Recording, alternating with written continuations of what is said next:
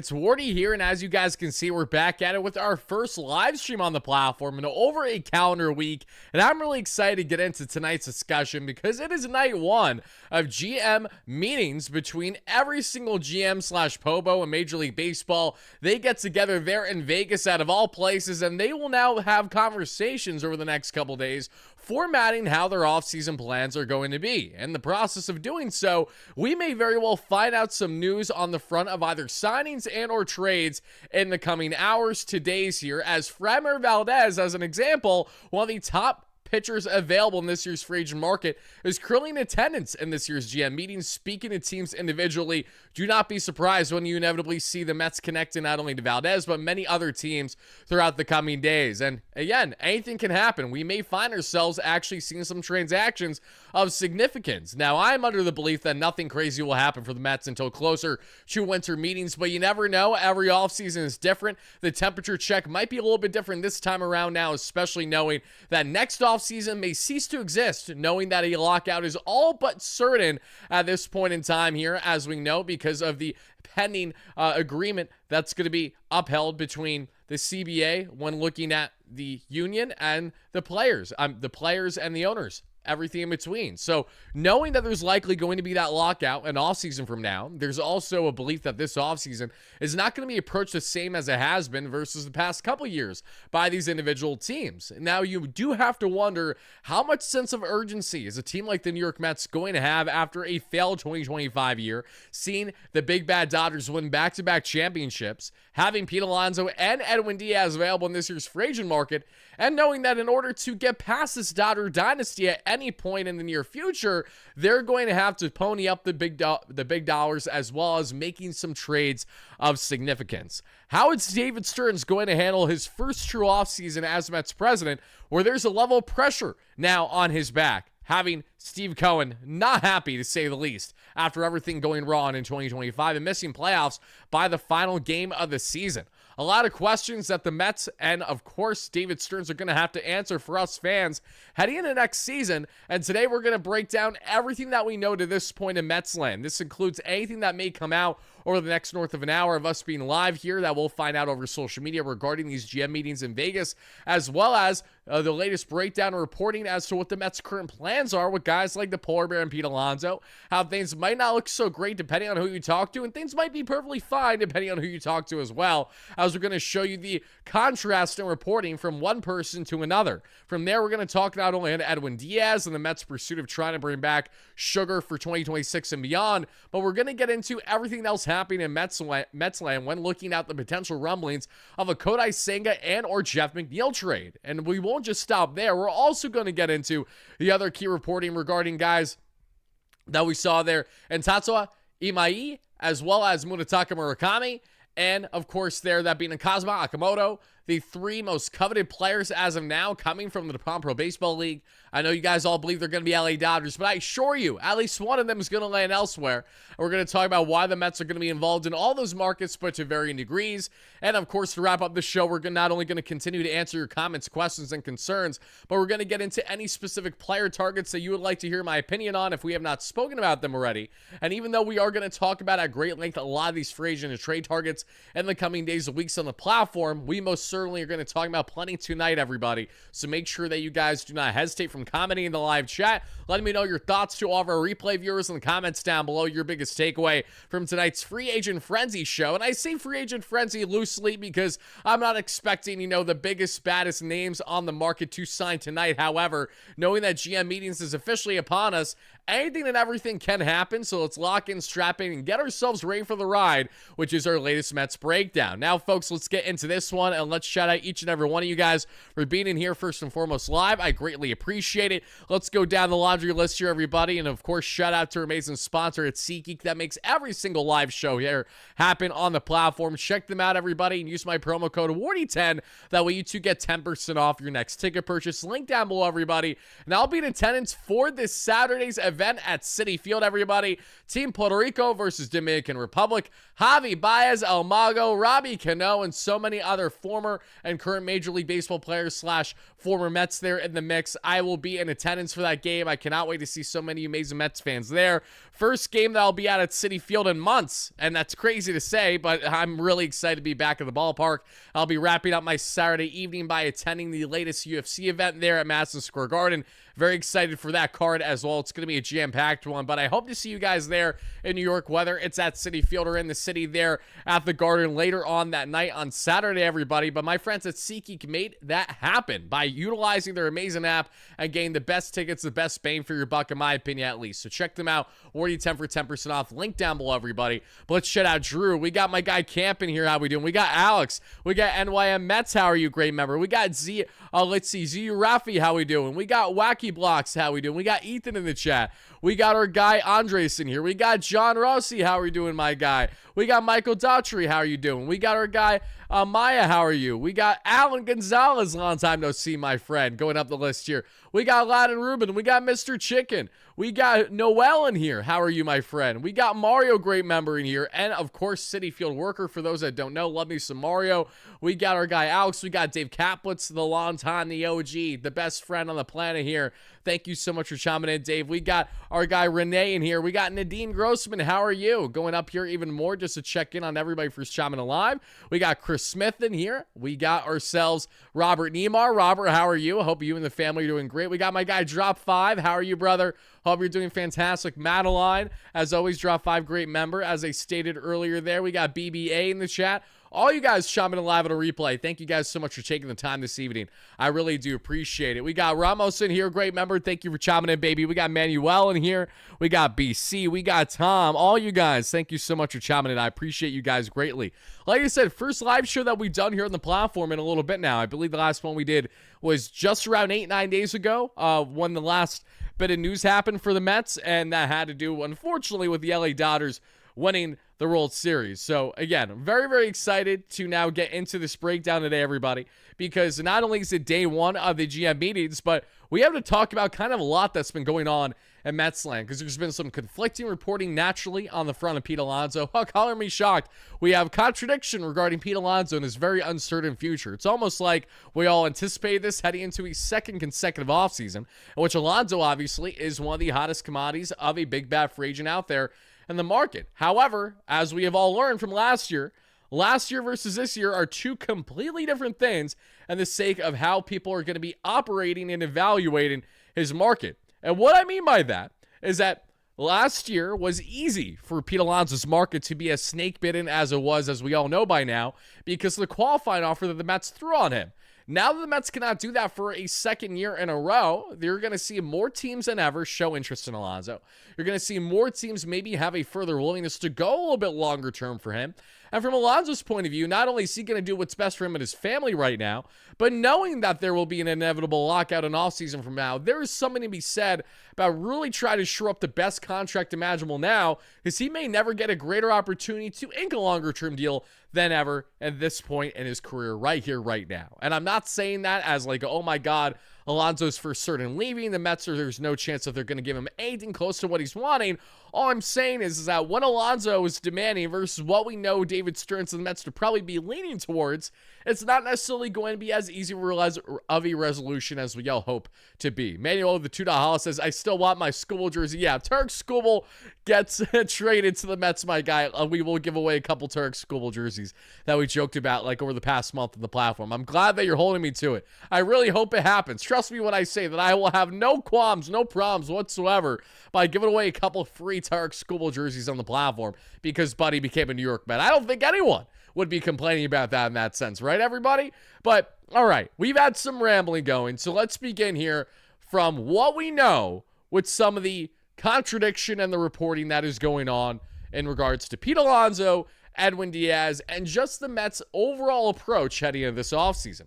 We're going to first play a clip here from Andy Martino of SNY as he is in attendance there in Vegas at the GM meetings. I know my guy Will Salmon is there today. Shout out to Will. I was trying to get Will on for tonight's live show, but I actually didn't put two and two together. I was a dummy and didn't realize that he was going to be in Vegas initially. Time zone difference didn't make it easy, but we will definitely have Will on the platform sooner than later because he came out with a piece today to really go over some key topics regarding the Mets, and some of it you guys may like, some of it you guys may dislike, but either way, it's some factual reporting that we're going to get into. So we're going to talk about not only where Andy Martino stands, we're going to talk about where the Athletics stands right now, what they're hearing with the Mets. We're going to talk about what Bob Nightingale of USA Today, friend of the platform, because we had him on a couple months ago, had to say to the public today, not just regarding the Mets, but Major League Baseball as a whole.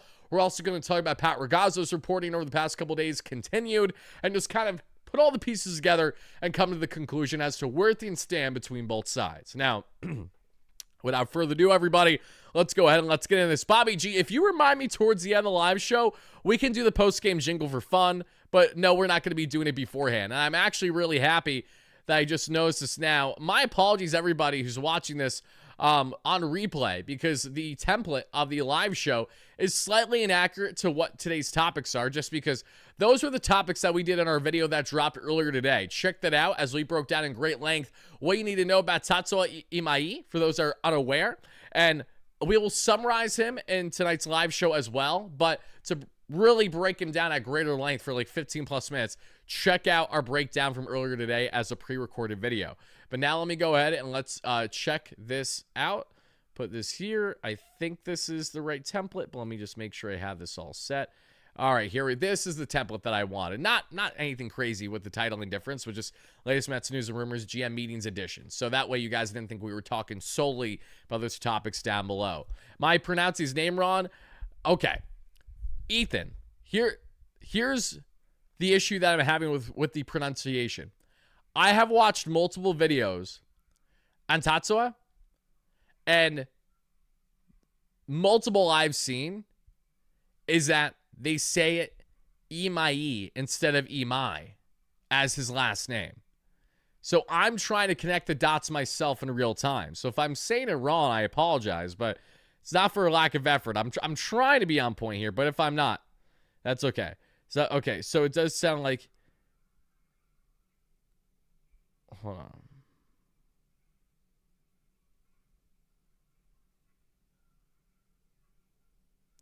Imai. Okay.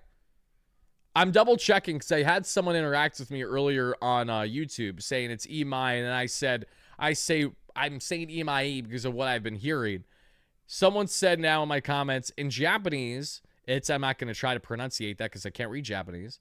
So it does sound like E plus Mai in English. Okay. So if it's Imai, that's fine. I'm not losing sleep over it. If it's going to be easier if we're going to go by the way of Imai versus Imai a little bit. Either way, we're going to just go with the first name. We're going to go Tatsuya. We're going to talk about Tatsuya. You know, I actually pretty sure I said in our video earlier, I said Tatsuma. I put an M in there like an idiot. So I apologize for that. But nonetheless, everybody, let's go ahead and let's transition now into our topics because we have a lot to talk about with the polar bear today. I really want that to be a point of emphasis along with all the other topics and players that we're going to get into.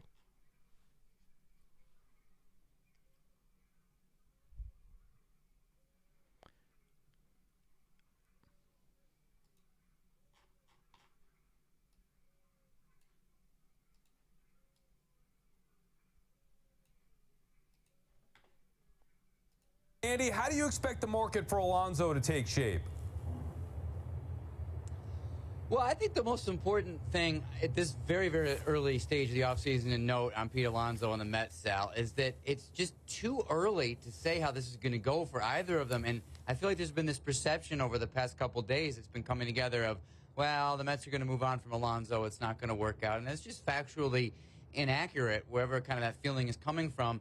And the other thing that's inaccurate is that David Stearns doesn't want Pete Alonso. I think it's just like last year. David Stearns and Steve Cohen are pretty well aligned on wanting Alonso on their team, and they're also well aligned in not wanting a contract that's so long that they feel like it's going to end up being a bad thing for this team that they're in charge of running and making responsible decisions for. So in terms of whether or not that's going to end up with Pete Alonso in a Mets uniform, I guess it's like last year where it's going to depend on, does a Boston, does a Tampa, does a Colorado? I'm just throwing out some potential destinations. Like, does a team like that stretch and offer Pete Alonso 5 years? If that had happened last offseason, Pete Alonso would not have been a Met in 2025. So I guess if it happens again, if it happens this time, not again, if it happens for the first time that a team offers Pete 5 years, he probably goes and plays for that team.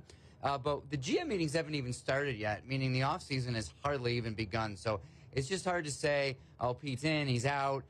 We just have to see how this thing is going to play out. And unfortunately, Sal, to what you understandably want, there's every expectation here that we need to dig in for another long process of Alonso trying to figure out, and Scott Boras trying to figure out what that market is going to be, which, of course, is their right.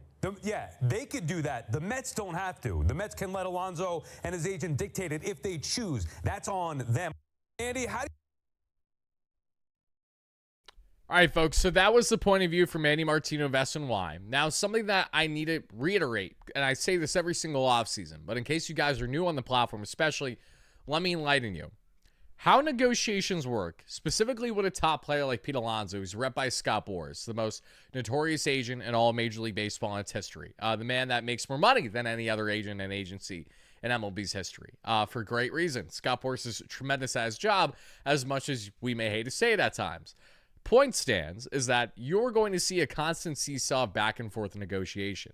And specifically with someone like Alonso, who is going to be far from rushing his negotiations this offseason, knowing he doesn't have a qualifying offer attached, knowing he's going to have more suitors than he did a year ago, the ball is very much in Alonso's court to figure out him and his future for himself and his family. And in doing so, you are naturally going to see a lot of contradiction in reporting. And this is not to say that the people who are reporting these things are inherently wrong, but at the end of the day, there's a lot of hearsay that is thrown around this time of year.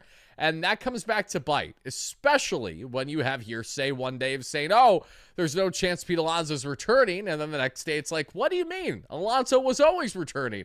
And he signs a new contract with the New York Mets. Now, also have to bear in mind that these are how negotiations work in the sense that the media is absolutely played as a source of leverage one way or the other, if not both ways in negotiation. There's absolutely intel that is relayed to a degree from one person to another that may come initially from the Mets front office, that leaks out, that gets to the media, even though Stearns will do himself the best in his power to make sure that doesn't happen. And on the other way around, you have Scott Boras, who intentionally will be using the media to get a certain word out to have people thinking that, oh, Alonso's market is this, so that way the bidding continues in this direction, or the market is that, so the bidding continues there. This is all about leverage. This is all about leverage. I cannot amplify that enough. That is what this will continue to come down to.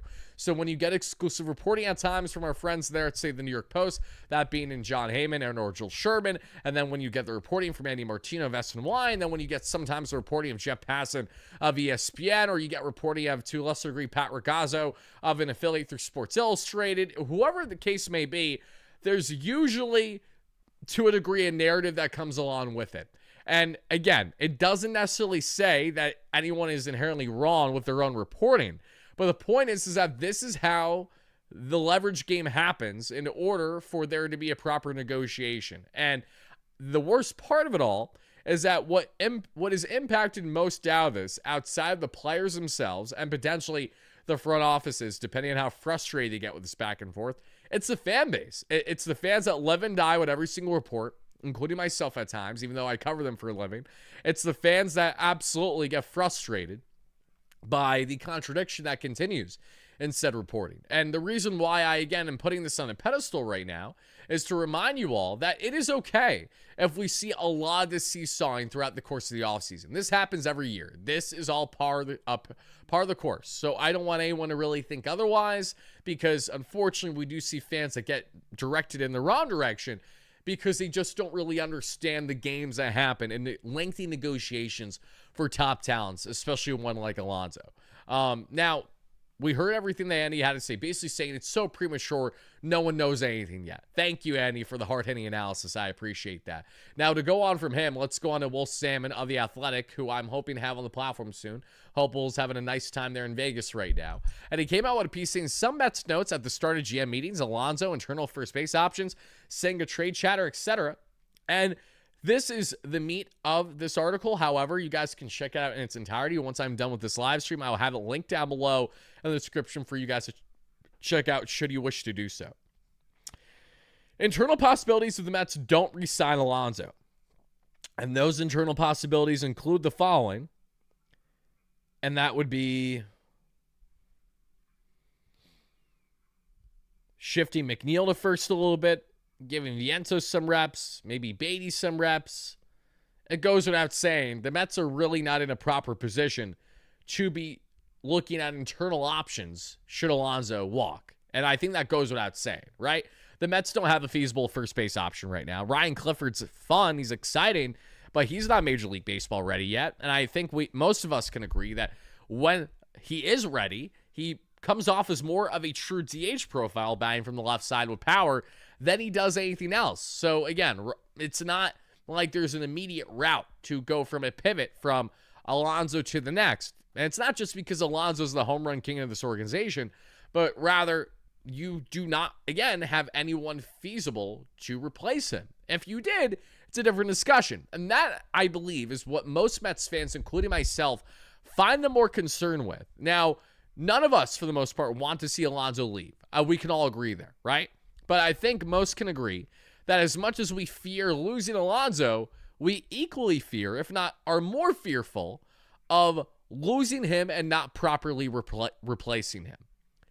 I think most Mets fans can go to bed at night somewhat comfortably if the Mets allowed Alonzo to walk while in the process properly replacing him. That means either A, bringing in a Josh Naylor or a Cody Bellinger or an Okamoto type, as well as continuing to bolster this offense through the DH position by finally committing to slugging that position, cough, cough, Kyle Schwarber. Should the Mets go down that hypothetical route, I think we would all be able to stomach losing Alonzo. As much as it still may hurt and pain us, knowing he is the epitome of what it means to be a New York Met, the embodiment of one, many of us, including myself, can stomach it as long as those other things are put in place. Without that certainty, and with the utmost uncertainty this offseason, knowing that these negotiations are going to drag on, and knowing that you're going to have some guys that get off the market beforehand, further shows you how imperative it is to do everything in your power to bring Alonzo back and to try your best to prevent these negotiations from becoming anything as they were an offseason ago. Meaning that you had to get all the way into February or so for this finally to be finalized? For Pete Alonzo to have to put his foot down after he had a little meetup with Scott Boras, David Stern, Steve Cohen, I believe at a restaurant or diner, whatever the case may be, and he says verbatim to Steve Cohen's face, I am going to hit 500 plus home runs in my career. I am going to be a Hall of Fame player regardless as to if I'm a New York Met or not. And those words reign true for both David Stearns and Steve Cohen and the adamancy to bring the polar bear back. But here we are an offseason later in an eerily similar circumstance, but without having the leash on Alonzo's collar. And that leash a year ago was that qualifying offer. The fact that it's no longer there, and the fact that there is not an electric fence for Pete to worry about, he can just go run free back in the wild, getting a taste of what this market is in a way that he was trying to do a year ago that he can now do. I assure you he's going to do everything in his power to take advantage of that. And that is not a guarantee of him saying that, oh, I want nothing to do with the Mets, as it is a further willingness to hear out from teams that obviously have interest in him, and one who may very well win these sweepstakes should he not return to the Mets, that being the Boston Red Sox. And I will tell you right now, if Alonzo is not a New York Met again, if he does go elsewhere, Boston is right towards the top of my list of a team I would hope he would land with, that I could still root for him, because I love Alonzo. And if the Mets part ways with him, I know that this is going to have a lot to do with them putting a hard line in the sand on years, not AV, but years with Alonzo, and wanting to have a different change in culture in this organization. And I'm not here to say that Alonzo's toxic by any stretch of the imagination, far from it, but there is something to be said about the Mets' adamancy to have a culture shift after winning nothing with this core group continued. And knowing that this core group is an adaptive one after bringing in Juan Soto. Knowing that Juan is the face of the organization. Knowing that Lindor is deemed by many as the leader of the organization. Leaves a Pete Alonzo that's in the shadows of others, when he may very well be in a greater spotlight in a different circumstance, a different situation. I don't know if this is at all something that is weighing on him as it should be a priority, when evaluating his offseason and where he wants to land. But what I do know is that for Alonzo, this may, again, be the best opportunity he ever has in his career to ink a long-term contract and to take advantage of an expanded market. And because of all those reasons, I'm fully mentally prepared for any scenario that happens. Now, continuing from Will Salmon's reporting, on the topic of Munetaka Murakami, he did state that he's not necessarily anticipating the Mets to have the biggest pursuit there because of his lack of defense. He says following, given the Mets' defensive ambitions, it's hard to see New York prioritizing Munetaka Murakami, though things may change depending on how markets develop. Kazuma Akamoto doesn't seem like an immediate primary target either. And Akamoto, I hope, becomes a greater priority for the Mets. But I'm not surprised that he is not immediately one per se, because I think the Mets' biggest priority to begin this offseason when evaluating bats is obviously Pete Alonso. But here lies the problem. Alonso cannot allow his negotiations to drag all the way until, let's say, for example, February or late January again, whatever the case may be, because Kazuma Akamoto's 45-day window to negotiate with teams will have more than likely ended by then. Munetaka Murakami's negotiation window actually ends mid-December because it has begun over the past couple of days. And I agree. I do not think Murakami is at all the best fit for the New York Mets. I think that there's flaws to his game, significant flaws, and his inability to hit proper fastballs of 93 miles per hour or more can be naturally concerning. So I do not fault fans for having a level of hesitation there, as appealing as a Murakami can be, as you guys can see from the stats down below. Again, one of the hardest hitters that we've seen in the MLB outside of Shohei Ohtani in recent years. But, again, a guy who is batting right around 100 this year, not even, when facing 93 miles per hour higher. A guy in his career is batting a .188 at velocity of 93 or higher. A guy who's horrendous in breaking ball situations. A guy who just feasts on soft tossers and right or left-handedness in the MPB, where there's a lot of soft tossing guys if they're not flamethrowers. Because flamethrowers is where we start to fall in more of the category of Tatsuya Imai. And we're going to break him more down in this discussion today because he touched 100 miles per hour for the first time in his career this season. So that's exciting. But Murakami just has so many holes in his swing. And the reason why he has such a big market still is because, A, in his age 23 season or 20 or 22 season, he hit 50-plus home runs. The guy has ridiculous power. And there's a belief that him transitioning to a major league club, even if he does not look great his first year, is a bullet that teams are willing to bite because they know the upside is absolutely enormous. And my response to that is, I don't disagree. The upside is enormous. And here's why Munetaka Murakami's upside is enormous. Look at this, everybody. Shohei Ohtani at age 22, Munetaka Murakami at age 25. Just taking a look at these metrics a little bit. Murakami is a better hitter now than Ohtani ever was in the MPB. But Ohtani was 22, and not everyone is a unicorn like him. That's what makes Murakami difficult to project. So, as you guys can see, it's a 3-year difference. But Murakami, obviously, very good stretch this season.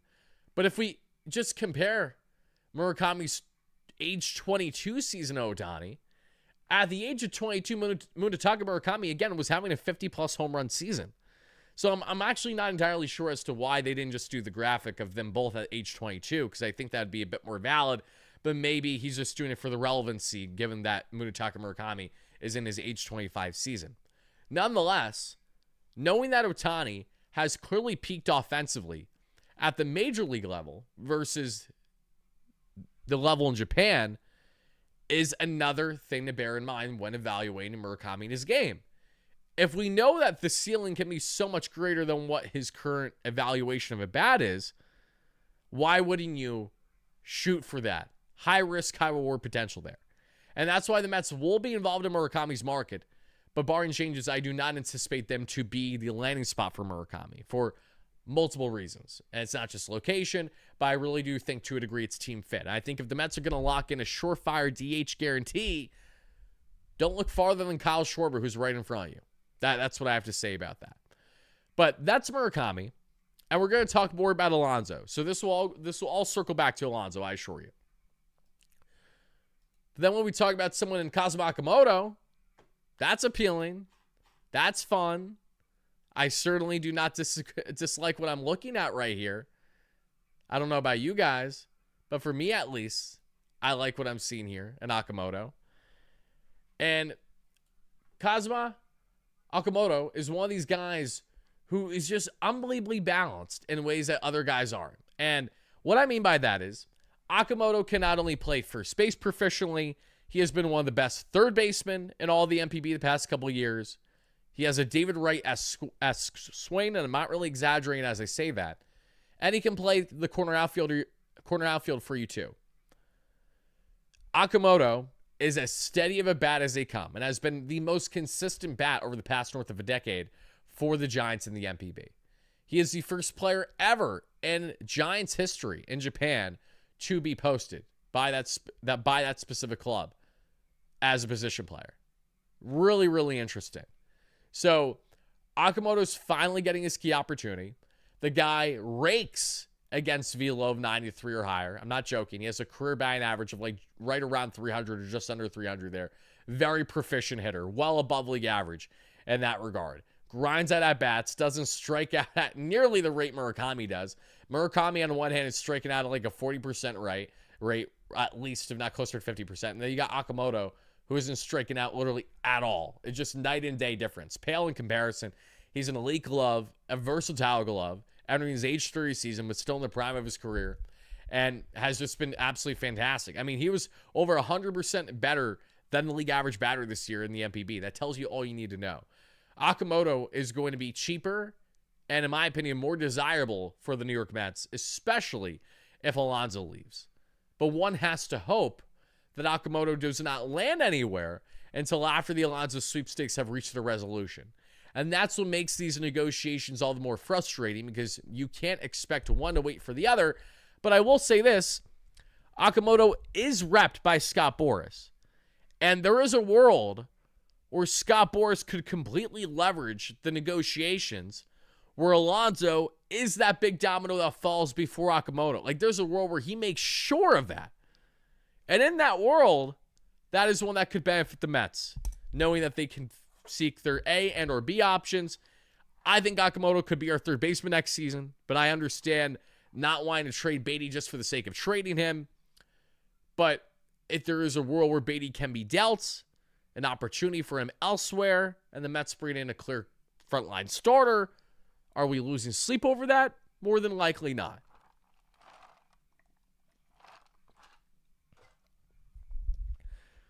So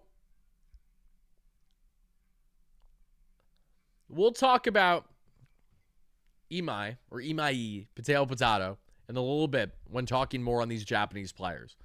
But to circle back with these Alonzo discussions, and you guys can check out my further breakdowns on Akamoto and his game and separate content that we've done on the platform. All you got to do is literally just watch a video I dropped yesterday, I think. Was it the video yesterday that we did? Yeah, I think the video yesterday had Mets targeting Murakami and Akamoto, continued from our previous conversations. That messes everything. I disagree, Ruben. You know, people get naturally deterred from the Scott Boras label. Always a Scott Boras client, but if I'm being honest with you, I kind of like it. And I kind of like it because who has given Scott Boras more millions of dollars since becoming owner? It's Steve Cohen. No one has spent more money on Scott Boras rep players than Steve Cohen since he's become majority owner of the New York Mets. Scott Boras just inked the largest contract in North American sports history with Steve Cohen in offseason to go. And yet we're still afraid of Scott Boras.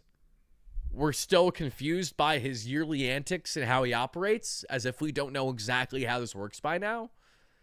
There was a world where we universally talked a lot of, pardon my French, shit on one Scott Boras. But that world had everything to do with being under the Wilponsian regime and knowing that all we could do was poke at Scott Boras, because Scott always made a fool out of the New York Mets organization each offseason, because the Mets and the Wilpons made a fool out of themselves, thinking it was the right idea to have heavy investments in one Bernie Madoff. It trickles all the way back, all those decades ago. That's why the Wilpons went in heavy hand with being schmucks when it came to spending in a big market. And that's why Mets fans, including myself, were lawning for the sale of the organization, because we had incompetence running ship day after day, year after year. When I say incompetence, yes, even more incompetent than what has happened under Cohen the past 5 years, believe it or not. I'm not saying Cohen's been terrible, but obviously there's been a lot of turmoil from front office to coaching staff to obviously player personnel to a degree among others.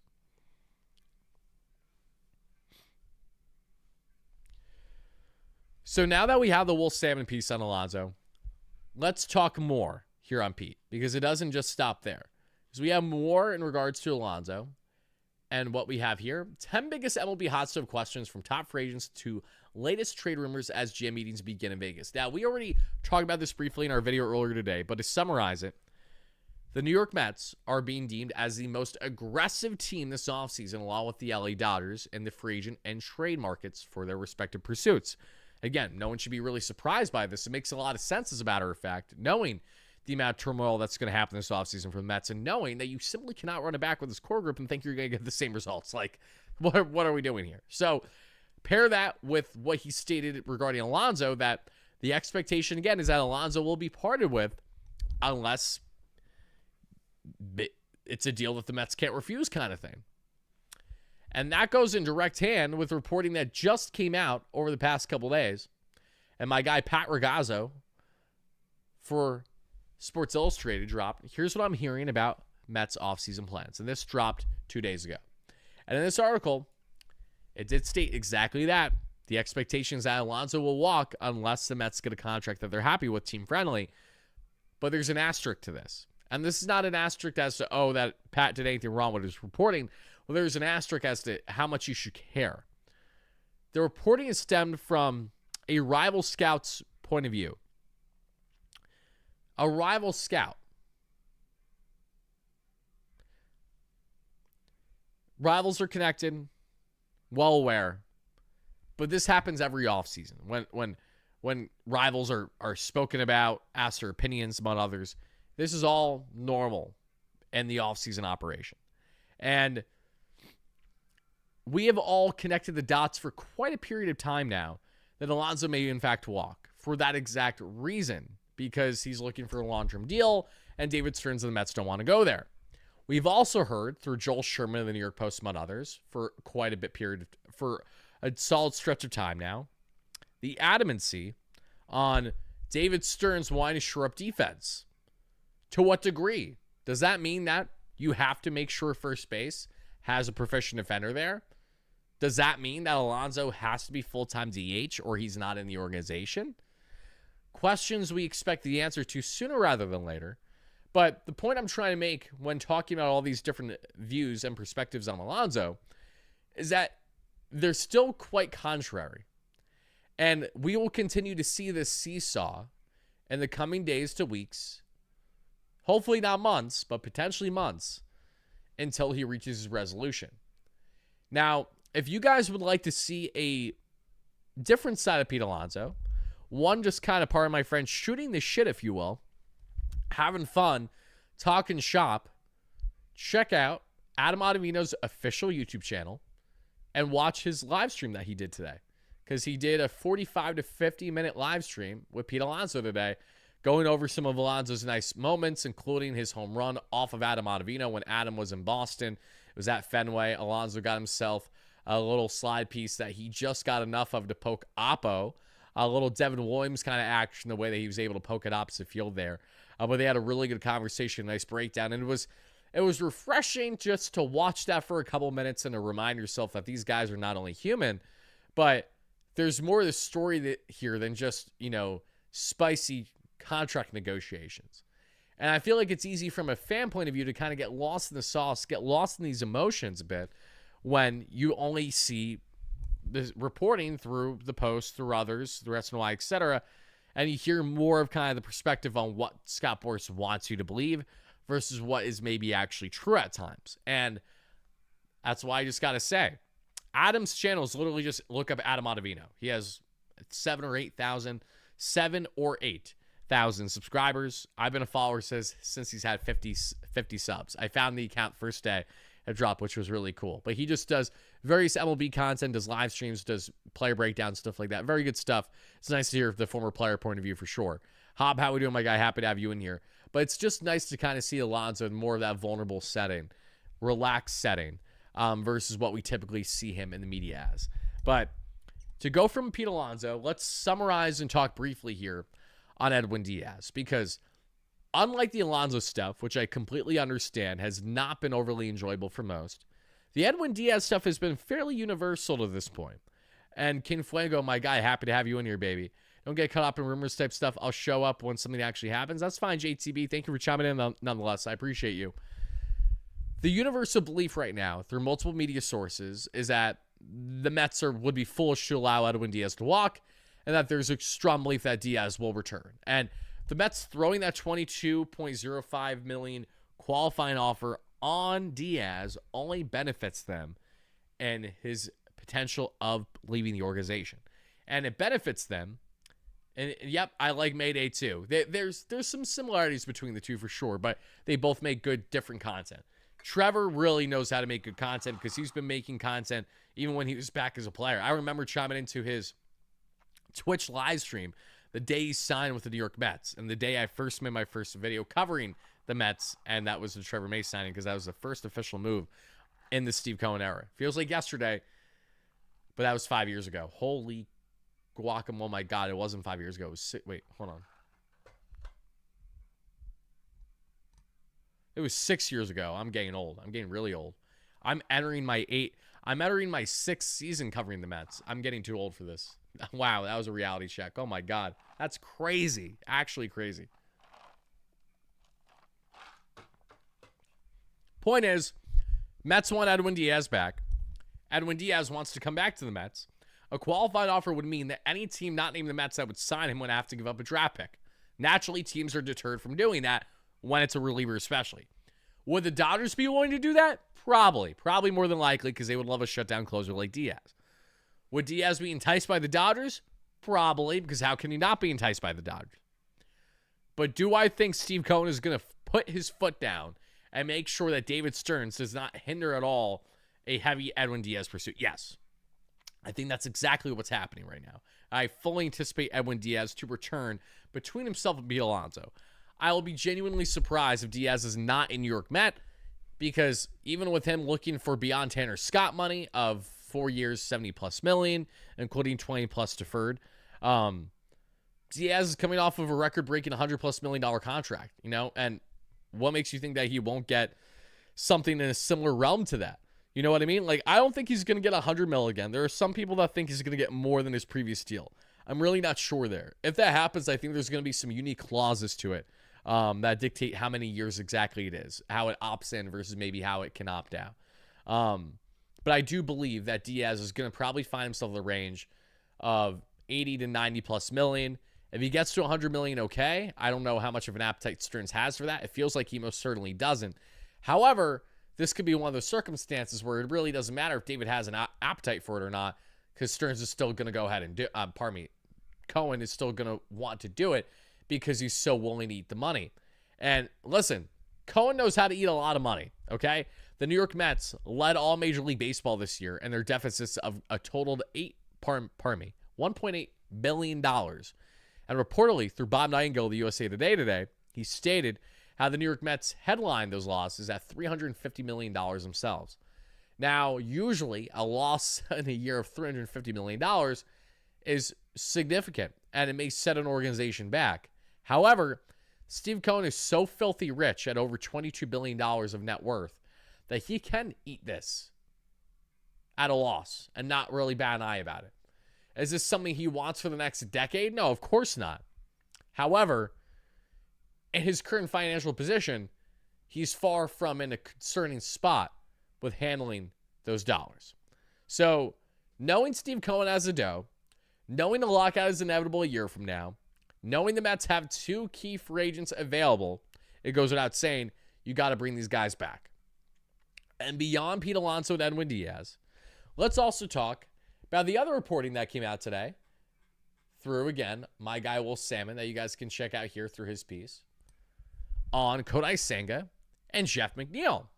Now, What's fascinating about this is a couple things. But let's start with the obvious, and let's begin here with Kodai. Because Senga is one of these guys who we have all seen at his best a phenomenal talent, an enticing talent, and one that we hope would stay in the organization. The problem is, over the past 2 calendar seasons, we have only seen a sliver of this man. I don't even know how he pitched over 100 innings this year. That's the most fluke 100-plus inning season I've ever seen by a pitcher. A 3.02 ERA, and that does not tell the story at all. First half before injury, amazing, fantastic. The Kodai that you want for the most part. Post-injury, horrendous. What is encouraging about this regarding Kodai Senga? What's encouraging is that if he goes into spring training healthy and can stay relatively healthy throughout the course of the year, the Mets should be having an ace-caliber starter again with Noel McLean. If Senga can not be the mental midget, which he's been in the past, get over his little humps of how he needs things to be a very meticulous way and how he goes about his operation. If he can deviate a little bit away from that and just focus on getting outs and staying healthy, Senga could really be a weapon for the Mets next year. And that is why he actually holds a level of value to the organization at the moment, not only in his AAV of his contract, not only in his track record going back to the 2023 breakout season, but also knowing that he very well could be a slight X factor in helping the Mets land Tatsuya Imai that we saw from the Pro Baseball League, who is, in fact, hitting the major league level. Because Tatsuya falls more in the category of Kodai Senga in player profile than he does Yoshinobu Yamamoto. However, he is 2-3 years younger than Senga was when he hit the major league level. So there is something to be said about the ceiling being higher potentially in Tatsuya and his ability to give you more longevity, because Senga had a decade's worth of mileage on his arm and his elbow when the Mets initially signed him, which is why the Mets have exclusive clauses in their contract with him, which states that if he misses any extended period of time due to Tommy John surgery, they can basically be out of the contract. And the reason why we talk about Kodai, and we'll go back to Tatsuya here shortly because we'll talk a bit more about why he's enticing. According to Will Salmon in his reporting today, he did state that Kodai Senga is among the pitchers generating trade interest. And he's generating trade interest from multiple teams, according to league sources. He said some clubs view Senga as an interesting buy low candidate after he experienced an injury and ended the season in AAA due to poor performance. It is unclear how open the Mets will be to trade him, though they've had conversations about their starting pitchers, including Senga, people briefed on the talk said. Now, he also did state in that article that the Mets are expected to land more of just one quality starter than, say, 2 this offseason, but that, of course, can change if the Mets part ways with anyone in their rotation. And right now, you could easily look at one of Kodai Senga, David Peterson, Sean Manaea, and to a degree, Clay Holmes, and say to yourself, let's cut some bait here. Let's mix things up. Let's find some suitors. Let's get a different look in this rotation. Because as of now, the Mets have 8 different starters under contract, healthy. All will be competing for their spot in the rotation next year. And the problem is that outside the youth movement, which has a lot of high upside, in Christian Scott, in Noel McLean, in Brandon Sproat, and of course Jonathan. That's 4 starters right there. They're not all expected to make the team out of, obviously, spring training. But they're all anticipated to impact the Mets next year in the rotation, barring trades. The veterans are a different story. The veterans are the reason why the Mets did not get far in 2025. The veterans are the reason why the Mets did not make playoffs. So, how much of an appetite does David Stearns have to trade away one of those pieces? And at minimum, a Senga, a Peterson, and or a Manaea.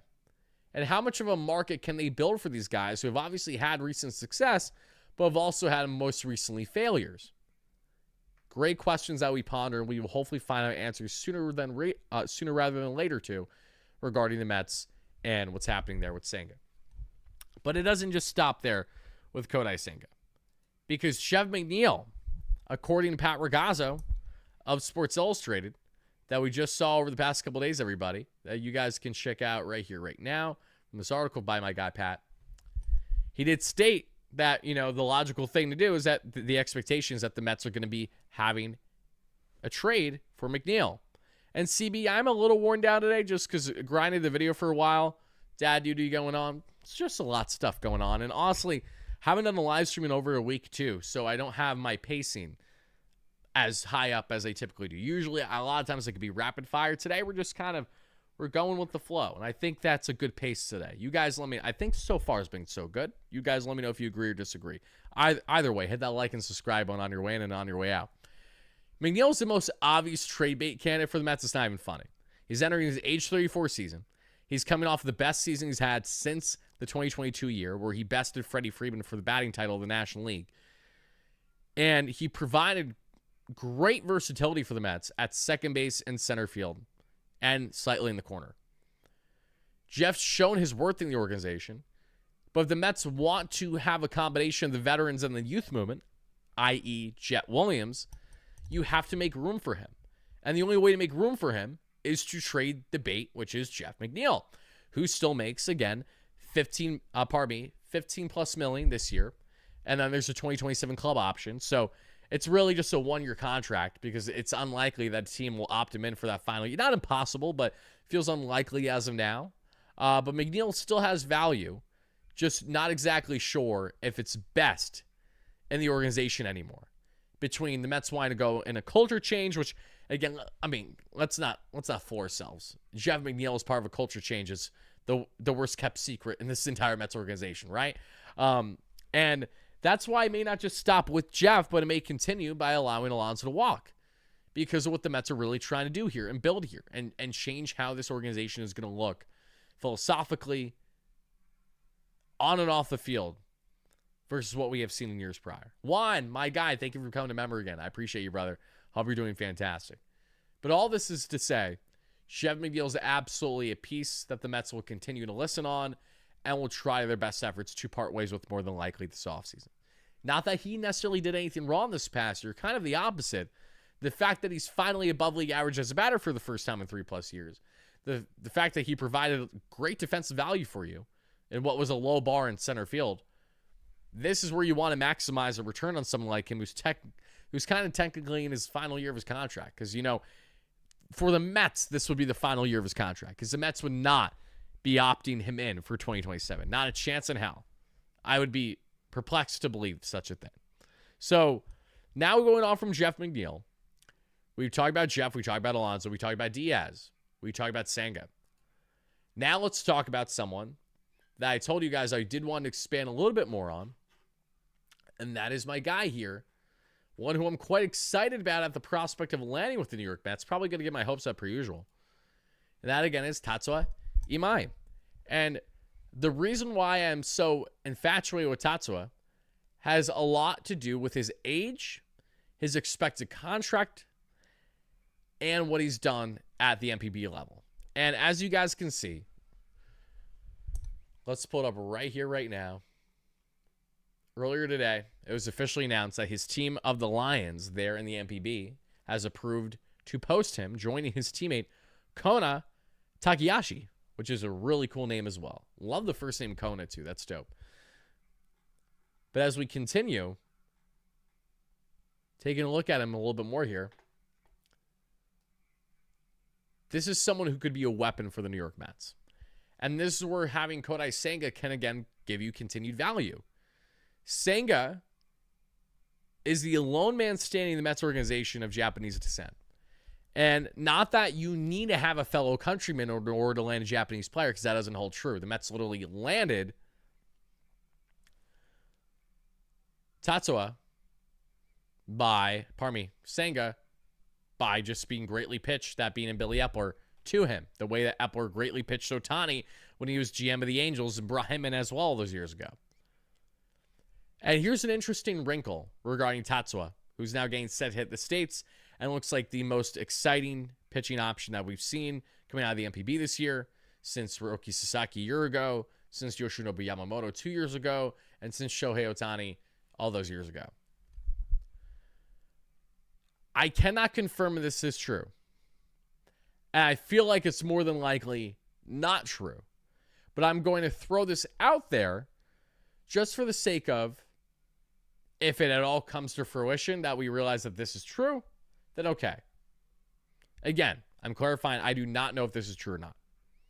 I did see rumblings over social media that suggested that the only reason why the New York Mets acquired Ji Wanbei, who is not necessarily known for his character, to say the least, who's likely going to start spring training and start the year in AAA for the Mets, for the Pirates organization, that one of the sticking points as to why the Mets brought him in is because he supposedly has a very good relationship with Tatsuya. Now, I cannot confirm this, but the reason why I'm relaying it is because that feels like actually a justified reason to bring in a guy who's not known for his character and isn't known for what you're getting at the major league level. That would feel like somewhat of a more understandable reasoning, even if I still don't agree with it, because I don't agree with it. I want nothing to do with Ji Wanbei for the most part. I'm good. And I'm making sure I'm saying his name right, because I want to make sure I don't botch this. Because G is making me think of G-Man Choi right away, and I want to make sure I'm not saying the wrong thing here. Let me just double check. Yeah, Ji Wanbei. So, maybe. That's all I have to say about that. But to continue with Tatsuya, he's got a fastball that sits mid-90s, touches 100. He's got a tight slider. He has a sinker. He's got the curve. And he's now, he has a splitty, a curve. And he's now throwing a sinker more that we've seen over the past calendar season to be very deceptive against left-handed batters. He posted a sub-2 ERA this year, a sub-1 whip, a just over 2 FIP, just under 180 strikeouts, a just under 10 K per nine, 2.5 walks per nine, and a .3 home runs per nine, which I love. But the most impressive thing to me about Tatsuya, who again is only entering his age 27-28 season, he turns 28 in May. Love that, because he fits a short and long-term belt for a team like the New York Mets. But what I also love is that each of the past 5 seasons, Tatsuya has only gotten better with his walk rate. And I'm not saying that the walks are going to be magical and perfect at the major league level, because I'm sure he's going to fluctuate. But when you see a career walk rate of a 4.4 per 9, you're naturally a little deterred by that. But when you understand the context of it, it's a different thing, in my opinion. Look at this. Going back to 2021. Actually, let's just start in 2020, okay? Let's go all the way back. His age 22 season in 2020, he had a 7.59 walks per 9 in 61 innings. He had a K per 9 of 6.4. He was walking guys more than he was striking them out, and that led to a 6 ERA season. Age 23, he goes to a 7.79 K per 9, but the walk rate is the story here, 5.63. Drops by 2. 2022 is age 24 season. K per 9, 9.2. Walks per 9, 5.1, because he dealt with ailment that year. That's why he was shortened. 2023 is age 25 season. An 8.8 K per 9, but a 4.1 walks per 9. Age 26 season, 2024. 9.7 K per 9, 3.6 walks per 9. For the first time in his career, he's in the 3s in his walks per 9. And now, this past season, in the age 27 year, 9.79 K per 9, 2.47 walks per 9. His numbers have steadily gone better every single season. You have seen the constant improvement with him in his game, which I find really enticing. So, Tatsuya is expected to get a contract around at least probably $100 million, but should be less than like 170. It looks like it'll be in the range of 120 to 150-ish, depending on, obviously, betting wars that can inevitably happen.